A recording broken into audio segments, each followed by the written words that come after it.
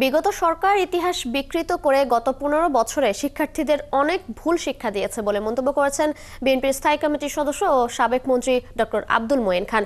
রবিবার বিকেলে নরসিংদীর পলাশ মাল্টিপারপাস অডিটোরিয়াম আয়োজিত পলাশ থানা সেন্ট্রাল কলেজের নবীন বরণ অনুষ্ঠানে প্রধান অতিথির বক্তব্যে তিনি এসব কথা বলেন।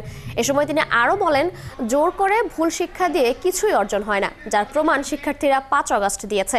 শিক্ষার্থীরা নতুন করে বাংলাদেশকে গণতন্ত্রের পথে এনেছে, তাই বাংলাদেশের সঠিক ইতিহাস পাঠদানের জন্য শিক্ষকদের প্রতি আহ্বান জানান তিনি। অনুষ্ঠানে কলেজের শিক্ষক শিক্ষার্থী সহ বিএনপি ও সহযোগী সংগঠনের নেতারা উপস্থিত ছিলেন।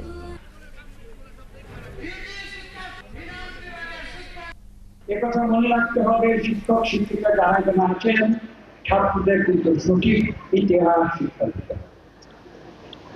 জোর করে ভুল শিক্ষা দিয়ে যে কোনো কিছু অর্জন করা যায় না, তার প্রমাণ কিন্তু গত 15 বছরে আপনারা দেখেছেন।